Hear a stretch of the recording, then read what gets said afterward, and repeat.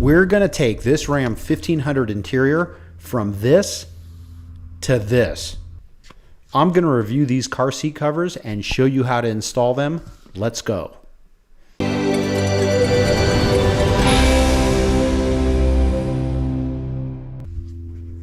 I like my Ram 1500 Bighorn, but I'm starting to think it looks a little plain vanilla. Not that there's anything wrong with that, but come on. I use this to protect the back seat. This just isn't cool. I've been thinking to spice it up a bit, maybe throwing some tires and wheels on and raising it up, but the timing couldn't be better. Kustom Interiors contacted me to review their car seat covers. The box arrived quick, and this is how it's packed. Material seems nice. These are the premium artificial leather seats, but they also have genuine leather as an option. This quilting is nice, but let's lay everything out so we can take a good overall look at everything. After all, we have to see what we're dealing with. Okay, so we have front seats, back seats, and headrests. I'm not sure where everything goes, there's no directions, but we'll see if the install is self-explanatory. A little access door for the back seat pull-down cup holders. Time to get started and prep the seats. Here are the tools I'm going to use. A large socket wrench, an E12 6-star female torque socket. I'll leave a link in the description where to purchase this. A socket extender, an 18mm socket, something to fish some things through with a string. I used this a couple times. I figure the best thing to do first is take off the headrests. This is not hard.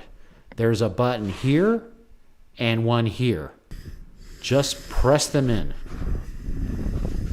Hopefully they'll stay in at the same time, or I'm going to need a third arm. For me, the left side stayed in and comes right out. Next, the passenger side. No problem.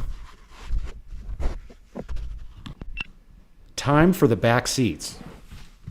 This cover is trashed, and this is in my way. I'm going to get crap for throwing this away. Where'd you put the other cover? In the trash. You give it to Tommy. Okay. Why do you throw like stuff in the trash when it could be used? It's like ridiculous. Hand it down. The back headrests are a little bit different than the fronts. They have a little hole that needs to be pressed in. I'm going to use this small screwdriver. If the hole doesn't stay in, lift up on the headrest, pressing the button so there's tension. The buttons should stay in at this point, and just lift up.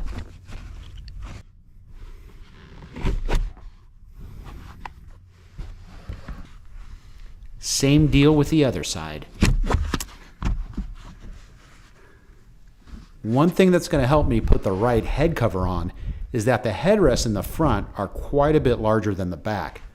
Pretty obvious which headrest cover goes with which one. And I'm going to need access to the back of the seat. We'll figure that out later. This material is thick. Front seats have two sides and holes at the top for the headrests. Just slip this on over the top and start pulling on the front and pulling on the back as far down as possible. These things are tight, but to make it easier, there's a zipper on the side. Reminds me when I was still trying to get into my old high school jeans. I did make them fit like these seat covers, nice and tight. These pre-cut holes for the headrest posts, you just have to work these around the fitting. But look how good that looks, right from the factory. And I'm still tugging on the seats. It's nice they cover the front and back. To keep things tight, there are these hooks with elastic bands. Underneath the seat, there's a bar to hook these onto. I'll try to give you a closer look. There you go. It's a tight fit, but there's one hook on the bar. That's a safe place because I can move the seat back and forth without affecting the cover. Before I tighten up the front, I want to get the headrests out of the way. These are very tight. I might have been better off leaving these on the seat while putting these on to get more leverage and then taking them off to put them over the seat cover. My high school jeans were looser than this. Time to take these to the workbench. I've been wrestling with this thing, but I'm making progress. There's no way I'm losing to a headrest. Got it. And to finish it up, connect these two Velcro pieces. And that looks really good. It's hard to tell it's a cover. Let's slide this back onto the seat, clicks into place, and everything's working fine. Now I'm going to quickly do the passenger side. See, obvious, holes in the top of the headrest. Not much different. Pull down on both sides, hit the zipper, and get the headrest holes in. Back to wrestling the other headrest cover. And over time, I put the smack down on this headrest also. Since I was on a roll, I did the backseat headrests. These were a lot easier, but you do have to make sure you have the correct one to align the adjustment button. The back headrests also have Velcro so they stay on, and to work this hole around the button. Again, the back are also tight and look good.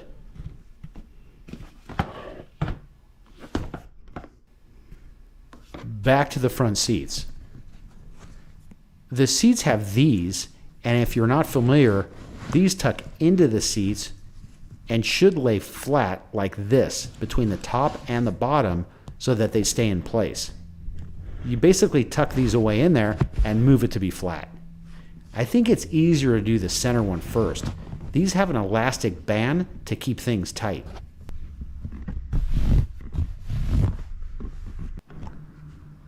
The bottom part of this seat has some clips and more of these flat seat inserts and more hooks for the front part of the seat.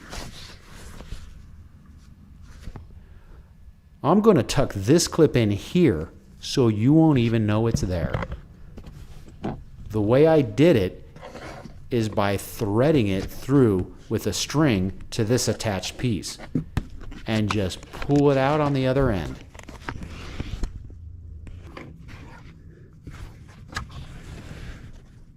Now there's also a clip on the other side. Clip them together.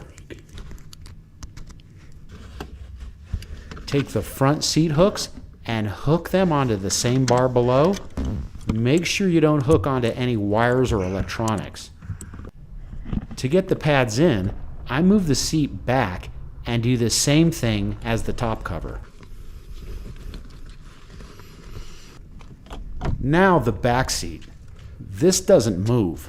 The only way to do this is to detach the seat, which I was not looking forward to, but it wasn't that bad. There are basically 4 screws for the small seat. One here and one back here, and the 2 of the same on the other side.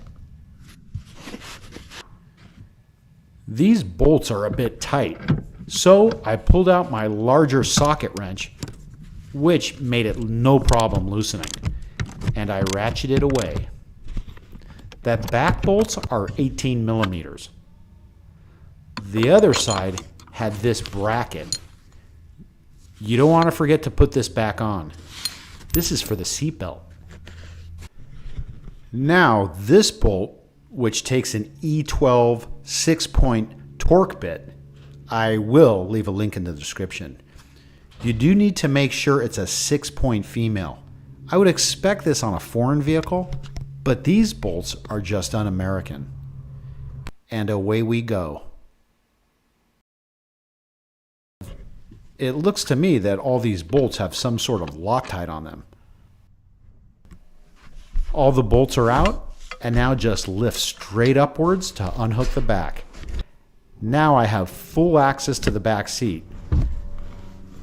To give you a better look, there's the seat hooks and there's the hook points.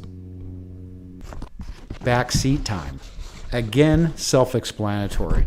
And these straps, I'll push through the seat bottom and click the top and the bottom. I'll call these elastic tensioners. The small back seat had 4 of them, 1 on each side and 2 in the middle. Maybe tension suspenders. Same situation with the seat bottom. Tuck them all the way through and start latching. Now this has 2 that come down and 1 on each side. And another goes across. From here, I just need to lift the seat back on the hooks and put the 4 screws back in.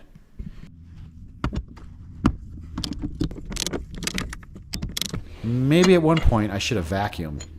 And the bolt with the seatbelt. And away we go tightening this. Would have been quicker with an automatic tool.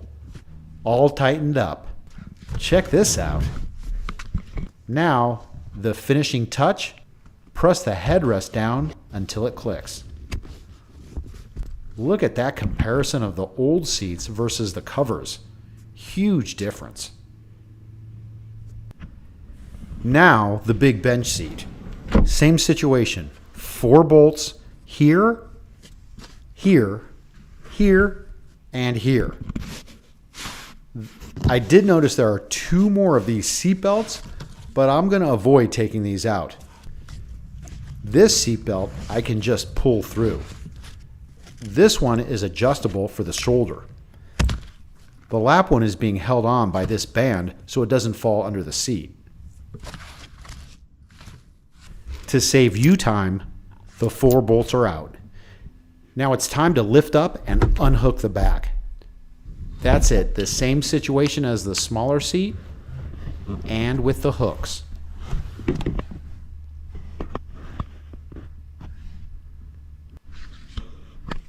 Here's the seat cover with the flap door.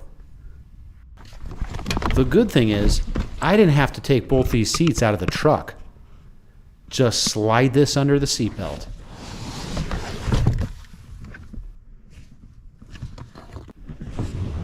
And start with the tension bands. This one has 4 and 1 on each side. Here's a view of 3, but I need to go around to do the last one on the other side. There is also this plastic seat paddle to keep the tension, but on the side, there's this hook, which I have no place to hook it to the seat. I don't think it goes like this. Not quite tight enough and just doesn't seem right. I'm going to improvise and just hook it to the paddle. That's not the greatest, but I have nowhere else to put it. Now the bottom part of the seat. Same business, tucking these bands in the crease of the seat. We got the 4 bands, 1 across to put tension on the sides, and 1 on each corner. Time to install the seat back. The seats have these guide pins. Once the pin is in, the bolt holes align. Tighten everything down. The other side with the seat belt.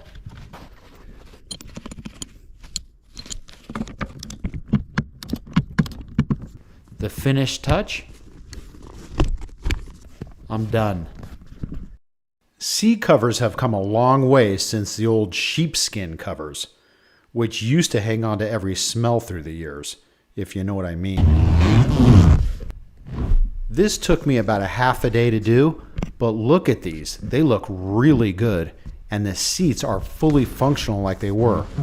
The workmanship and the quality is top notch.